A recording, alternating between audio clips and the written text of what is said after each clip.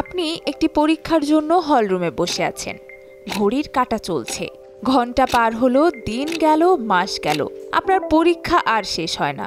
শেষ পর্যন্ত বছরও গেল, 10 বছর গেল, তবুও পরীক্ষা শেষ হলো না।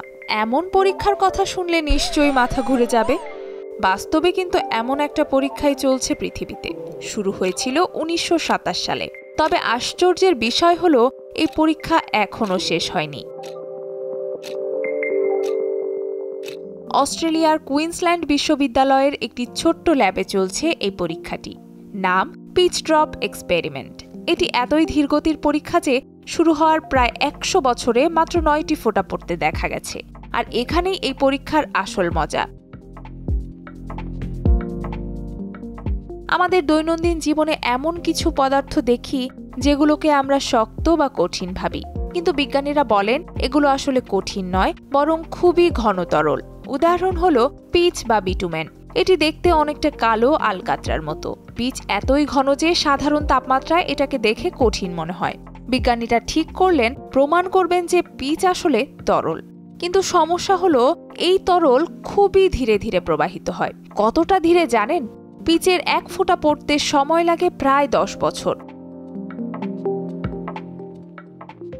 1927 সালে অস্ট্রেলিয়ার কুইন্সল্যান্ড বিশ্ববিদ্যালয়ের অধ্যাপক থমাস পার্নেল ভাবলেন ছাত্রদের দেখাবেন যা দেখতে কঠিন সেটাও আসলে তরল হতে পারে। তাই তিনি একটা কাচের ফানেলে গরম করে গলানো পিচ ঢাললেন। তারপর 3 বছর অপেক্ষা করলেন যেন এটি স্থির ও ঠান্ডা হয়ে যায়। 1930 সালে ফানেলের মুখ খুলে দিলেন। শুরু হলো অপেক্ষার পালা। আমি পরীক্ষার হলে অপেক্ষা করি 2 থেকে 3 ঘন্টা, কিন্তু পার্নেল স্যার অপেক্ষা করলেন পুরো 8 বছর। প্রথম ফোঁটা পড়ল 1938 সালে। তখন মনে হলো পরের ফোঁটা নিশ্চয়ই তাড়াতাড়ি পড়বে, কিন্তু না, আবারও প্রায় 9 বছর লাগলো পরের ফোঁটা পড়ার জন্য। এখন এই পরীক্ষার সবচেয়ে বড় হাস্যকর ব্যাপারটা শুনুন। এই এত ধীরগতির পরীক্ষা স্বাভাবিকভাবেই কেউ বসে বসে দেখতে পারে না। তাই বিজ্ঞানীরা ভাবলেন একটা ক্যামেরা লাগিয়ে রাখলে আর অপেক্ষা করতে হবে না। ক্যামেরা সবকিছু রেকর্ড করবে।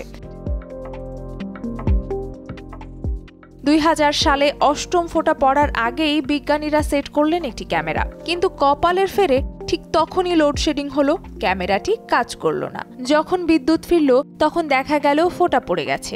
প্রায় 10 বছর অপেক্ষার পরও দেখা গেল না সেই ঐতিহাসিক মুহূর্তটি। বিজ্ঞানীদের মাথায় হাত। 10 বছরের অপেক্ষা বিফলে গেল। 2014 সালে যখন 9ম ফোঁটা পড়ার সময় হলো, বিজ্ঞানীরা আরও সতর্ক। এবার শুধু ক্যামেরা নয়, ওয়েবক্যাম, সেন্সর সব লাগিয়ে দেওয়া হলো। কিন্তু ভাগ্যের কি নির্মম পরিহাস, এইবারও ফোঁটাটি পুরোপুরি বিচ্ছিন্ন হলো না। সেটি আটকে রইল ফানেলের মুখে। আবার হতাশ বিজ্ঞানীরা। এমন আজব পরীক্ষা দেখে কেউ কেউ মজা করে বলেন, বিজ্ঞানীদের কি আর কোনো কাজ নেই? 10 বছর ধরে একটা ফোঁটা দেখার জন্য বসে আছেন। আসলে এই পরীক্ষাটির উদ্দেশ্য খুবই গুরুত্বপূর্ণ। এটি দেখাচ্ছে পদার্থবিদ্যার একটি মৌলিক সত্য। বহু কঠিন পদার্থ আসলে খুবই ধীরে ধীরে প্রবাহিত হতে পারে। পাহাড়ের বরফ বা হিমবাহের মতো কঠিন জিনিসও আসলে বছরের পর বছর ধীরে ধীরে গলে প্রবাহিত হয়। একে বিজ্ঞানীরা বলেন ভিসকোসিটি বা সান্দ্রতা। পিচ ড্রপ পরীক্ষা তাই বিশ্বের সবচেয়ে দীর্ঘমেয়াদী সান্দ্রতার পরীক্ষা হিসেবে গিনেস রেকর্ডেও ঠাঁই পেয়েছে। শুরু হওয়ার 100 বছর হতে চলল। পিচ এখনো প্রবাহিত হচ্ছে ধীর গতিতে। কুইন্সল্যান্ড বিশ্ববিদ্যালয়ের বিজ্ঞানীরা এখন অপেক্ষায় রয়েছেন 10ম ফোঁটার। ধারণা করা হচ্ছে আগামী কয়েক বছরের মধ্যেই হয়তো 10ম ফোঁটা পড়বে।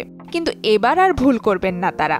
চারপাশে ক্যামেরা, ইন্টারনেট লাইভ স্ট্রিমিং, এমনকি শত শত দর্শকও প্রস্তুত। সারা পৃথিবীর হাজার হাজার মানুষ এখন ইন্টারনেটের মাধ্যমে লাইভ দেখছেন।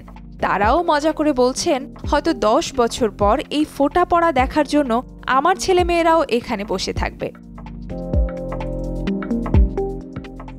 এত ধীরগতির পরীক্ষা থেকে আমরা কি শিখছি? পিচ ড্রপ পরীক্ষা আমাদের একটি মূল্যবান শিক্ষা দেয়। সবকিছুই তাড়াহুড়ো করে পাওয়া যায় না।